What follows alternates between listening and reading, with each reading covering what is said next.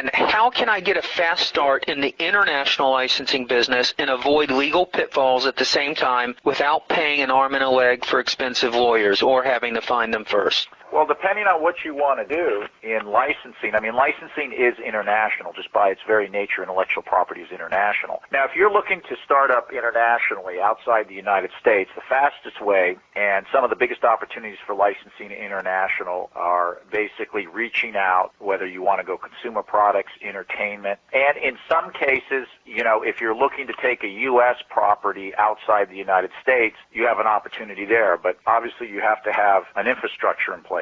If you want to fast start international, and here this question is really defined by whether you want to operate internationally or in the U.S., is start with a small license. Have a single product, for example. Maybe you have a product, maybe you know of a product, maybe you can partner, find an inventor. One of the fastest way to get into licensing, whether it's international or domestic, is if you can partner with an inventor who's got a very cool consumer product. I'm picking on inventors here because many times they're very good at creating these new inventions, new products, but they don't have the business savvy. And so as you listen to this, if you are an entrepreneur or business owner, you've got the business skills, the marketing savvy, partner up with them, because if you can acquire their proprietary or work out either a license agreement or a partnership with them and you have something proprietary that you've got, you're in a position to go out and acquire a license around it. For instance, I had a toy company that came to the United States. They were looking for a quick way. How could we quickly ramp up and get into the United States market?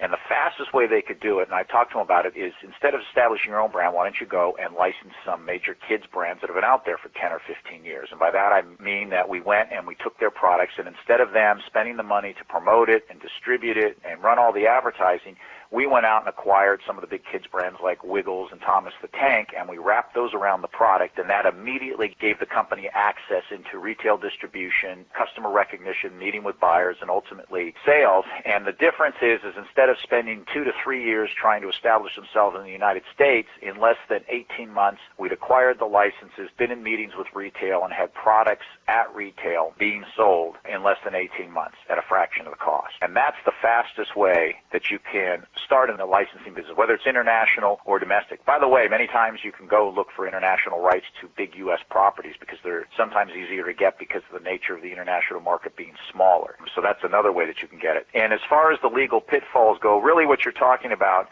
is when you're acquiring licenses, you're talking about a legal contract.